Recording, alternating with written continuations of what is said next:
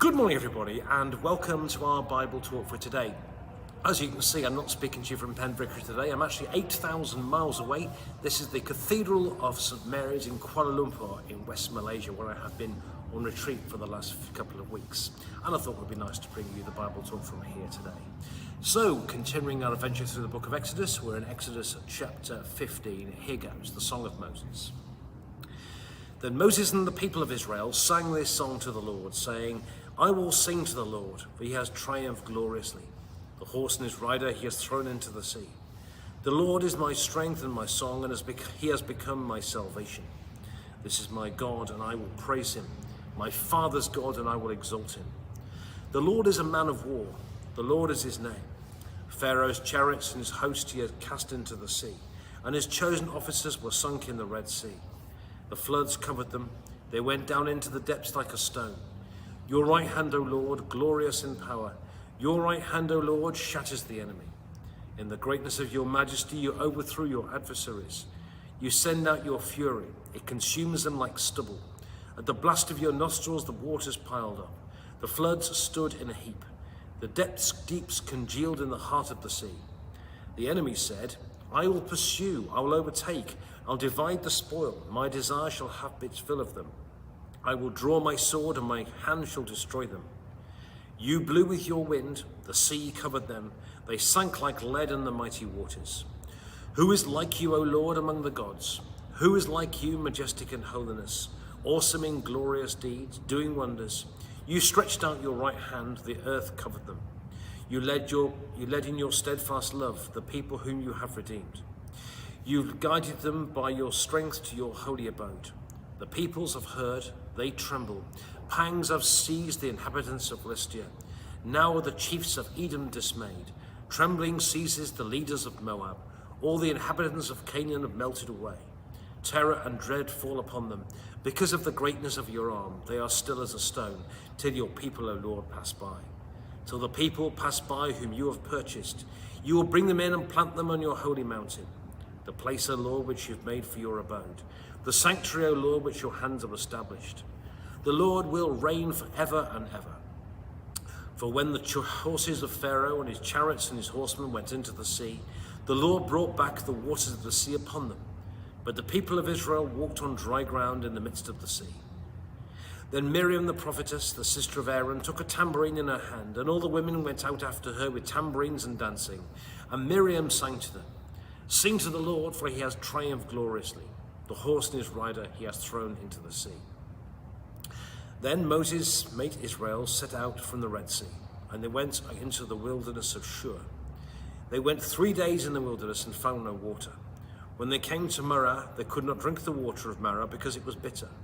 Therefore it was named Marah. And the people grumbled against Moses, saying, What shall we drink? And he cried to the Lord, and the Lord showed him a log, and he threw it into the water, and the water became sweet. There the Lord made for them a statute and a rule, and there he tested them, saying, If you diligently listen to the voice of the Lord your God, and do that which is right in his eyes, and give ear to his commandments and keep all his statutes, I'll put none of the diseases on you that I put on the Egyptians, for I am the Lord your healer. And they came to Elim, where there were 12 springs of water and 70 palm trees, and they encamped there by the water. And this is the word of the Lord. Thanks be to God. Well, the context of the reading this morning is that, of course, God set his people free from Egypt, and they went out under Moses. They were set out from Egypt, and they were set free. And eventually, of course, they had to cross the Red Sea. And to make it happen, of course, God blew, and the waters parted, and the people of Israel walked across. Then, of course, Pharaoh changed his mind and decided he shouldn't let the people after all, so he pursued them with his armies, and God blew again, and the waters came back across then.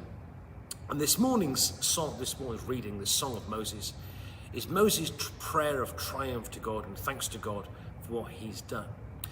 And I think basically it kind of fits into 3 bits this morning. The first bit really is all about the power of God. And Moses is under no misapprehension at all that what's happened here has been an act of God. That God has blown his trumpet, and what's happened here has been an act of God. Quite clearly, it hasn't been through hasn't been through Moses' cleverness. It hasn't been through sort of military power or strategy or making sure the weather was in the right direction. It wasn't listening to weatherman for the wind or whatever it will be. It wasn't anything like that. Moses is absolutely clear that this has been an act of God. The horse is riding, he has thrown it into the sea. The Lord is my strength and my song. The Lord is a man of war, the Lord is his name. And Moses is abundantly clear about the power of God, and this has been a true act of God in what's happened. So Moses, as I say, tries this song of triumph to God, that God has set his people free, and that God got the Israelite people safely through the water. And it has been an act of God, and he praises in God's power. The second thing he was talking about in the second part of the reading is about God's faithfulness. That God was faithful to his people, that they went across, and of course God blew in the right direction, and that God's faithfulness, God's steadfast love was true to his people. That as they went through, God protected them, looked after them, and that they went through safely. So in the first bit of the reading, you've got God's power and God's might. In the second bit of the reading, you've got God's faithfulness, that he intimately and carefully helped his people through the Red Sea, that they walked through the waters, that they walked through the sea safely, and God protected them. So you've got God's power, and you've got God's steadfast love too. But finally, in the end, you've got this fascinating bit when they kind of go, and they go across the Red Sea, and then they try the water, and the water's bitter. And they moan and complain at Moses, as was their wont, as you will discover in the next few chapters. But Moses gives them this bit of wood which they throw into the water, and the water becomes sweet.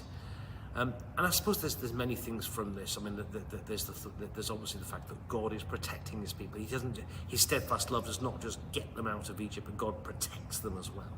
I'm sure they moan about it, but God does protect them. And also the fact that God makes the water sweet. I think that's true with life, actually. That life with God is made sweeter. But without God, life can be bitter. And in our bitterness, in the bitterness that we all feel, and that the world feels, often, actually God makes things sweet. And that life with God is sweeter with him than without.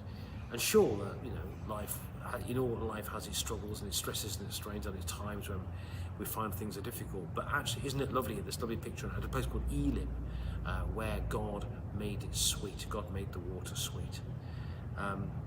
So it's a fascinating story, this one, of they've gone across the Red Sea. They get across the other side, and Moses praises God. He praises God firstly for his power.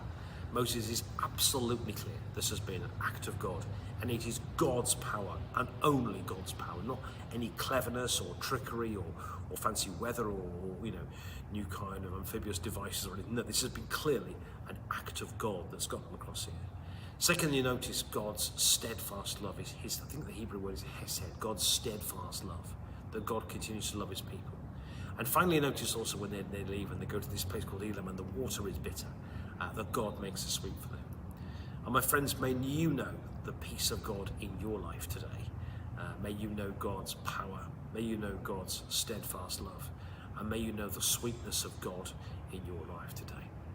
Thanks for watching. And as I said, many welcomes here from the inside of the amazing church, of the amazing Cathedral Church of St Mary in Kuala Lumpur. God bless you. Thanks for watching, and have